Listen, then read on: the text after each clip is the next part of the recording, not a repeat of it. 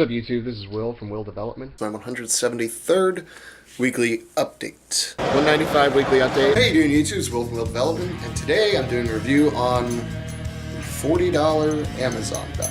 199th weekly update. Elite FTS's knee sleeves. 212th weekly update. Elite FTS's old school 3-inch powerlifting belts. 215th weekly update. 223rd weekly update. 237th weekly update. Hey, YouTube, it's Will from Will Development, and this is my 261st weekly update.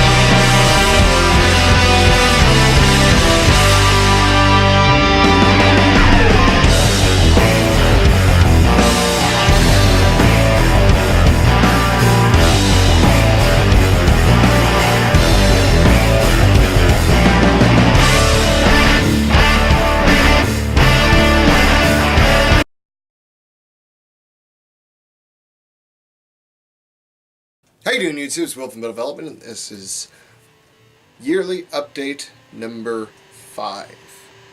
So that means this is the 5th yearly update, which means 1 year would be the 1st, 2nd, 3rd, 4th. It means I've been doing this for 5 years? God, does that sound right? It doesn't sound right. Has it been 5 years? It doesn't feel like it's been 5 years. I can believe 4 years. It's 2019. 5 years ago, maybe I started this in 2014, which actually does sound about right, about 2 years after I graduated. Yeah, I guess it is the 5th year recap of this channel, which is pretty crazy, honestly, but here we are, the 5th year, and the last... Boy, now that I think about it, the last couple years have certainly been pretty tough. I mean, I was looking back over a little bit of it, and it's like my first year was mainly focused on just weight loss and getting back into training, just in general, with no real goals in mind, just trying to lose weight. You know, I say goals, I mean strength goals, important goals. And I pretty much smashed those goals with the weight loss portion, because the goal was to get down like I don't remember what my original goal was, but I got to like 150 something pounds, and I was useless. I mean, I was looking at yearly update 2, and I'm like, my God, I look sickly almost. I look almost atrophied. Just all over, just everything's smaller on me than it is now. What I'm used to looking at now when I see my fat ass in the mirror. And then year 3 came by, and that's when I actually started strength training again, and did my best at the Strength Camp Challenge. That was a rough show. And then year 4 was actually the year I had my heart, I guess you call that a surgery. I mean, technically it's a surgery. You know, they replaced the valve again, which explains why that year was so rough and challenging for training. And then here we are in year 5, which this whole year recap, basically from, call it from my birthday till now, which is just, you know, it's about a year. My birthday is September. This is first week of August. I'm a little late this year, I'll admit it, but, you know, I wanted to make sure I was done with the comp and make sure I had all that sorted out, so, you know, moving forward, I would have that footage to use for the intros, for the new intro and everything, which I haven't seen it yet. I hope it's nice. I still have to put it together. So I hope the new intro is good. I hope you enjoy it. I noticed a lot of my other yearly updates are a little bit long, 15 plus minutes. I'll try to keep this one down to around 10, which means I guess I'll only talk for about 4 more minutes at the most. Definitely going to make my new weekly update intro, talking out loud, going to be a little shorter this go around. Probably going to just take what I did last year, shorten it up again, that way it's almost like, what is it, subliminal messaging blasting through all the little clips from those. A lot of memories in that intro, and this one will probably have some more too. You know, some noticeable parallels between last year's update and this year's update, I'm sure, when it comes to what I'm going to be putting in the intro, because I remember last year the like pinnacle moment was when I made Atlas stones for the strength camp gym. That was like the big moment, and I remember the picture I took was of strength camp sign outside their gym, and that was pretty cool. And what's really interesting and parallel is that this year, right now at the end of the year, I should say the year for this channel, you know, which is September-ish, when the yearly updates come out, I made stones for Elliot Hulse, who is essentially the reason that I'm probably here talking at this camera today. Certainly the reason I make Atlas stones. Certainly the reason I'm even slightly involved in Strongman. So that's, you know, that's definitely the picture of him and I is going to be in there, along with the picture of him and me from must have been 2013 or something like that.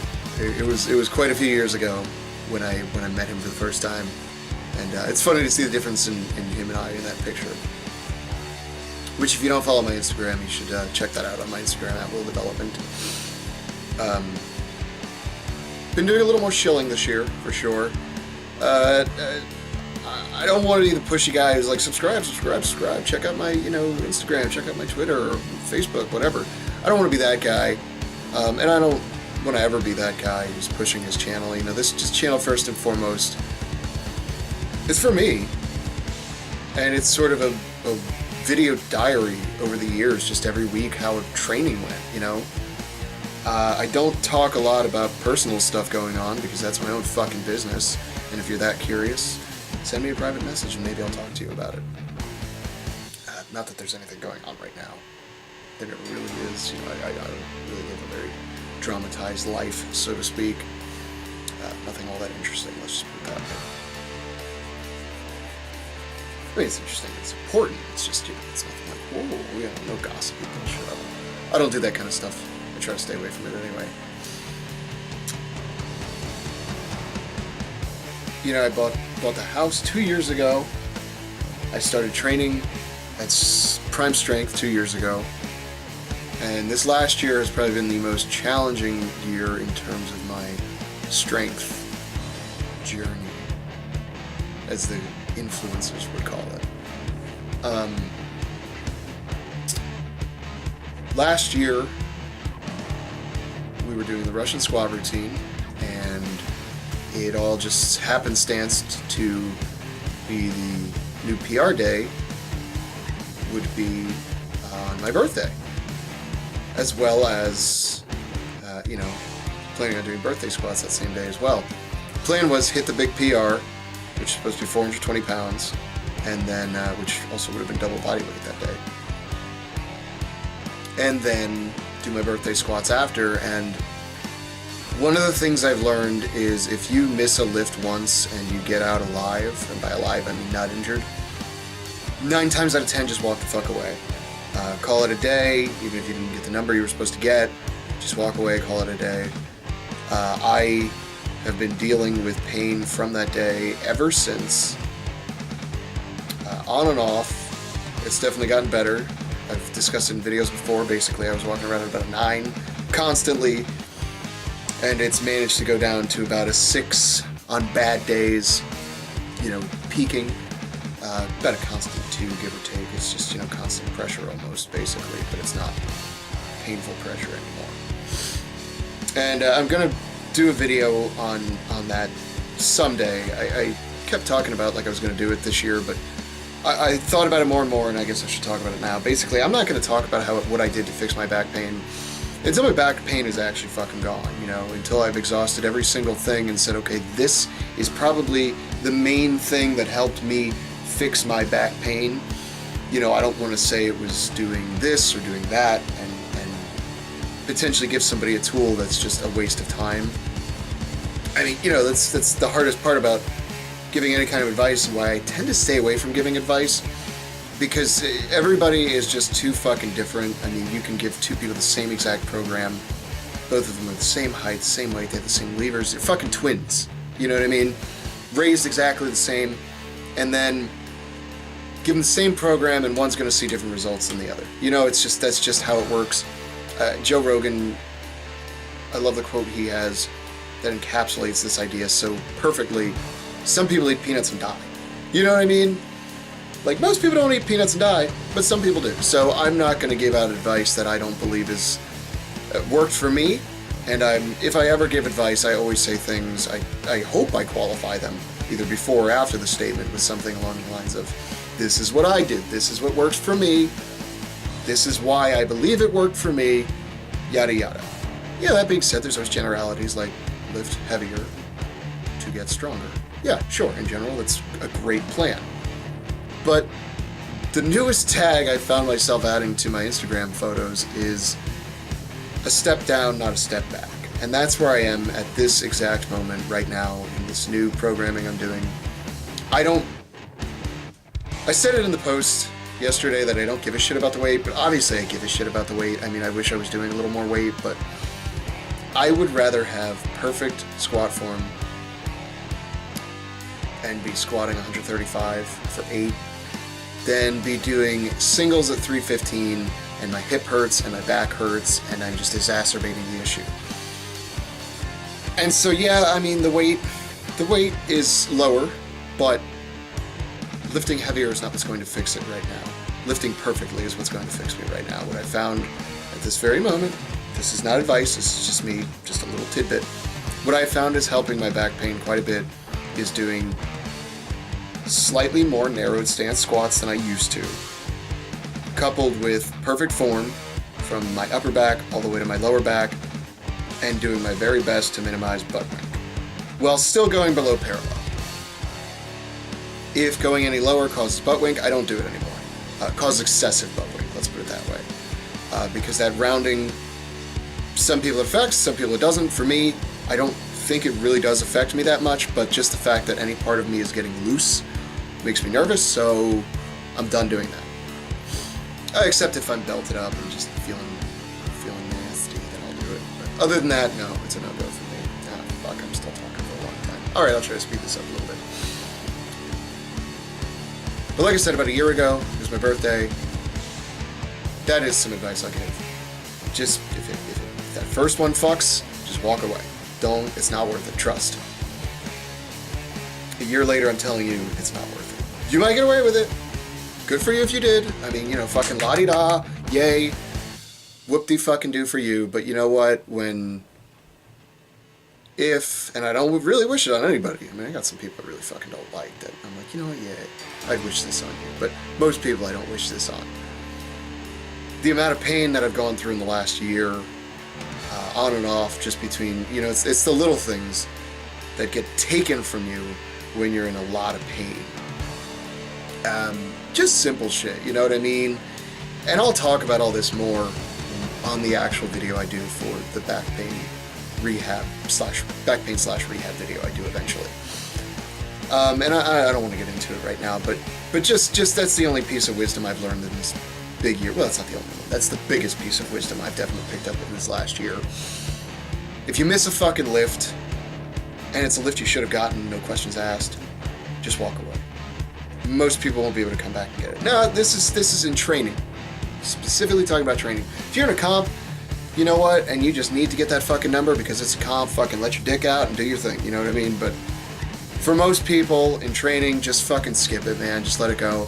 Because I was taking 385 for a ride, went down, and went to come back up, and it just wouldn't move. And 385 was supposed to feel like nothing.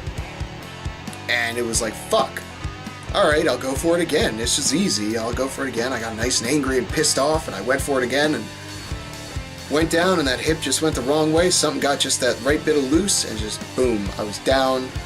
I was hurting. It was probably about an 8 immediately. Pain. Kind of gritted my teeth, re-racked the bar, said I'm done. Birthday squats ain't happening today. Spent the rest of my fucking birthday in quite a bit of pain. I mean, maybe not an 8, probably more like a 7. I know an 8 or 9 now. I'd probably call that a 7 back then. It was to the point where I could move, but tears were coming out, but I could hold them back, and I could still kind of grit my teeth and talk. But it wasn't like if you told me to jump, I would have just said no. Because if I had landed, it would have just killed me, probably. And, a year later, here I am still recovering from it, and I made the statement that once you've had an injury, you kind of always have that injury. Whether it heals completely or not, which obviously eventually everything's going to, but it's always going to be in the back of your head, no matter what, And I think the other thing that I learned from that was the disappointment, and I talked about this, I think that in a video about that, but it was like, it was very challenging to deal with the fact that I followed that fucking program to a T. 2 other people were doing it with me at the time, and both of them had to modify a couple days because they just couldn't get through it. And I followed it to a fucking T. If it said do 317 pounds for 2, I did 317 pounds for 2. You know what I mean? If it said do 350 for 1, I did 350 for 1. If it did, whatever it said to do, I did it. I did it to a fucking T. And it came to that day, and the people that had ended up modifying it hit their fucking PRs, and I got crippled. And it was another kind of learning experience and sort of very challenging moment, because it's like, fuck, I did everything right and still failed, and that sucks. But it definitely reminded me of something that I always knew. I find most things that are learning experiences are actually just things reminding me of shit I already knew. And that was definitely something reminding me that I already knew. Just because you follow a plan perfectly doesn't mean it's going to work out exactly how it should. Now, that being said, 2 days later I did end up getting that 420-pound squat, and that was even after my back was hurting. I managed to do that. That's actually the squat that I broke my old belt on, which is kind of cool. But, I'd say the biggest piece of wisdom from this last year has definitely been that, just if it's not right, it's not worth it. And I think a big part of that perspective shift for me, because normally I'd be like, no man, you gotta go for it, man, fucking get it, A big part of that has been me learning it myself as a lifter. I need to remain calm, I need to remain relatively stoic. When I'm lifting, I can be excited afterward. Once the work is done, I prefer people to be quiet. I don't like people saying shit at me. I don't like being touched before I go lift. I don't care if people are watching, really. It doesn't really hamper my performance much. If people are watching, I'm good at just blacking people out. Because honestly, I love being on stage. I used to want to be an actor at one point. I still kind of do. But, that's neither here nor there.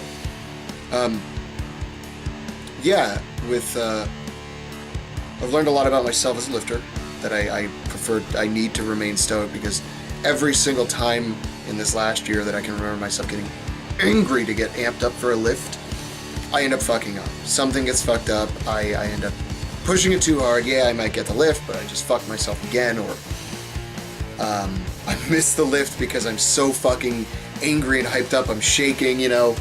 And 9 times out of 10, for me, I need to be calm, I need to be stoic, I need to grit my teeth, and I need to just do what needs to be done. And then when something amazing happens afterward, then I can be excited, I can be happy, I can say fuck yeah and get it done.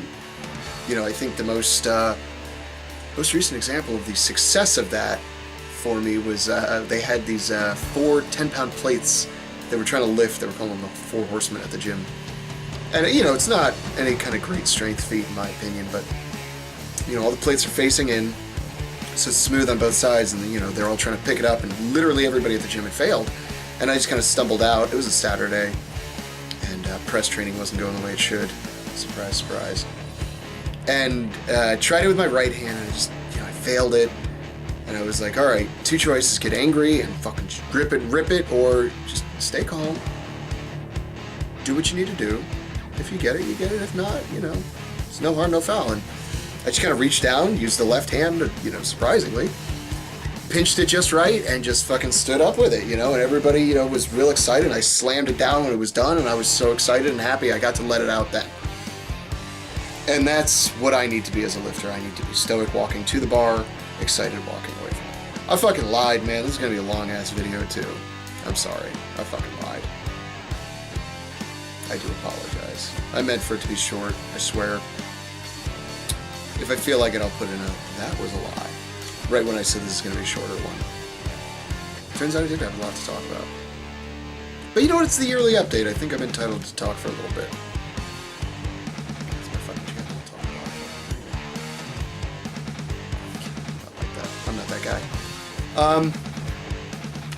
So yeah, that's some things I learned about myself. I'm to be a stoic lifter, walk away if it's not good in training. You know, PR should be left with comp. And that's the other thing I've learned too. I've learned I'm pretty good at competing. Honestly, looking back at the last comp, which was my first open class competition, the 200-pound class competition. Super cool. I weighed in right at 200 pounds. That was exciting. Yeah, it was like 200.4, but they let it go. So I said, all right. And then my nutrition was on point the night before and the day of. At no point did I feel hungry or thirsty or weak because I was malnourished. The only thing holding me back from a higher placing in that competition was my actual strength level, which is something I can 100% deal with. I don't feel like I made any... I think the only mistake I really made was on the chain. I did grab it. I grabbed it wrong from how I wanted to grab it to start, and that definitely messed up my head. And then the other mistake I made on that chain was looking up. I should have never looked up, because when I looked up I was like, oh shit, I've only gone 4 feet. This ain't gonna happen. But other than that, there was no... I mean, the squats went just as well as the squats could have, in my opinion, based on my hips and back. The press went just how it should have, which was a 0. The deadlift, could I have done more weight for sure, but it would have compromised me. Like I said, the chain was the only one where I'm like, damn, I should have grabbed that differently going in. And then the stone, I mean, hell, I picked it 3 times. There was a couple heavyweights that weren't even able to do that, so I'm not embarrassed of that at all. Quite a couple guys in my class that couldn't do it either, so pretty proud of myself for that. So yeah, it's just getting stronger now. That's all I have left to do in terms of becoming a more competitor. Now, obviously, things are going to change over time as I change and my body changes, my strength changes, my muscles change. And I will give updates as that comes. But for now, that's where I'm at, and that's what I need to work on. And to do that moving forward, and I'll talk about this in my weekly update, but, you know, the new programming and how it's going, and the ideas behind it, and why I've chosen to go with more of an RPE sort of style right now. RPE with a bit of a linear progression versus a percentage-wise one. I mean, it's no big secret. It's not like, ooh, you have to wait and tune in. The reason I'm not doing a percentage is because I don't truly know my max. And I don't want to push for a max, even if I just do a 5 rep max or a 10 rep max. I don't want to do a single rep on a squat or a press, specifically squats, because that's what's going to help me the most, I feel, in terms of rehabbing my hip and back. I don't want to potentially lose form at any point during a squat for the next at least 2 to 3 months. That includes the tightness in my upper back all the way through my lower back. And with that in mind, I can't really test for a max. I can't go off 315.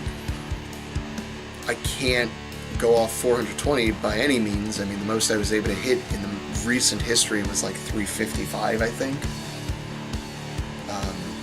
Or even 335, I don't even remember what it is. But, so I can't go off those numbers because, And the other part is I'm training with no assistive gear at all, no belt, no sleeves, nothing. Just shoes, shorts, and a shirt.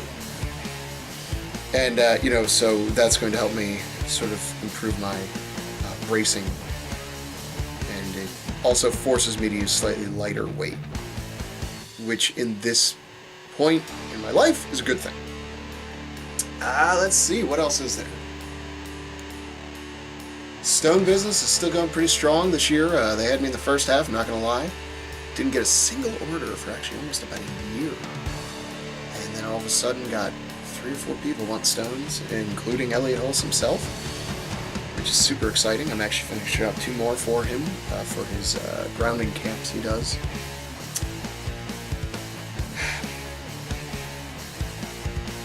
Saw World's Strongest Man live. I mean, my God, how do you forget that? That was an awesome experience.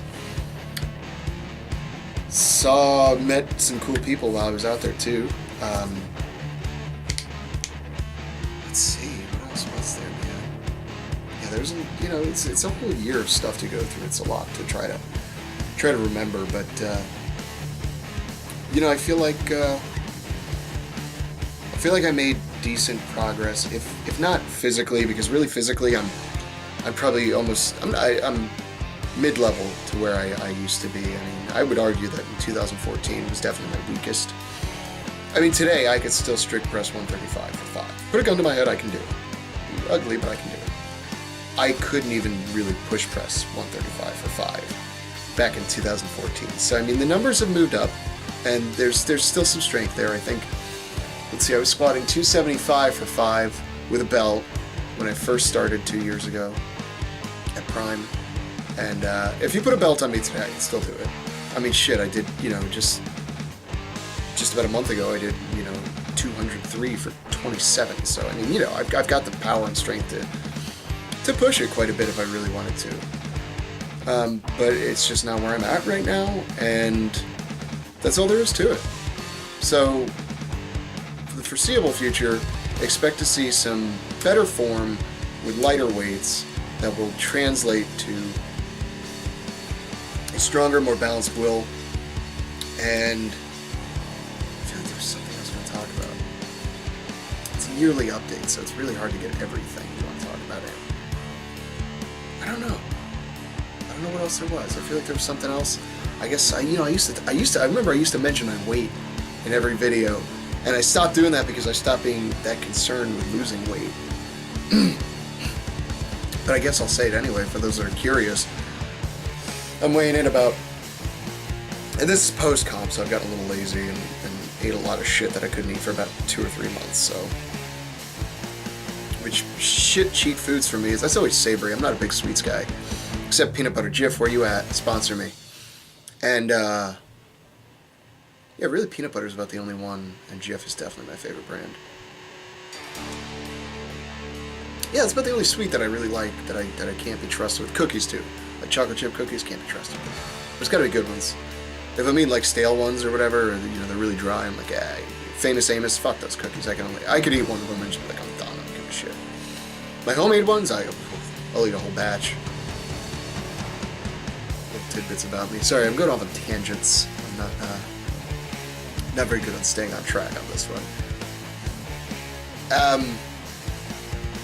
What was I talking about? Oh yeah, shitty foods I've been eating. Just did pizza. I hadn't had pizza in forever, and I got a New York style one basically that first weekend back. Been craving pizza like crazy. I had been. Once I had it and a calzone, I was like, I'm done. I don't want pizza for a fucking month at least. And almost stuck to that. And then I saw a deep dish one they were selling in a store, and I was like, I gotta try that. And it was fucking awesome. It was worth it. I haven't had mac and cheese. I could eat some of that. Still want my pecan pie and or pecan cheese topped cheesecake, which is something I have to make myself. Yeah, I mean, what else is there? Oh yeah, so wait, that's what I was originally talking about. For those who don't know, I'm about 5'8.5" ish.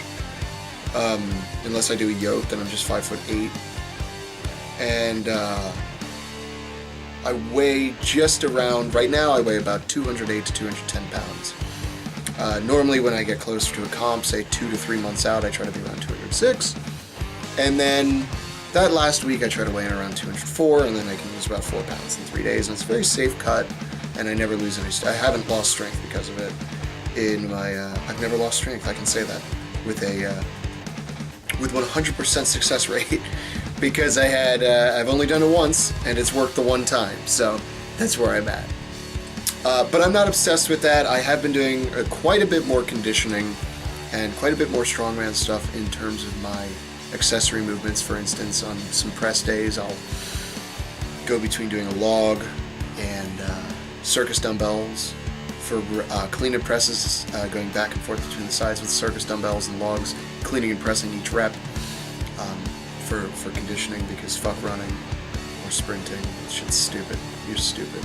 I'm not doing it. And I figure since I already do warm-ups, I do pretty high volume warm-ups. I do a winning warm-up style warm-up. I really enjoy it. It makes my joints feel really good.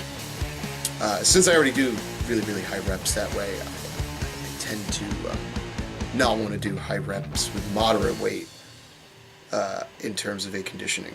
So I do a moderate heavy weight for moderate high volume.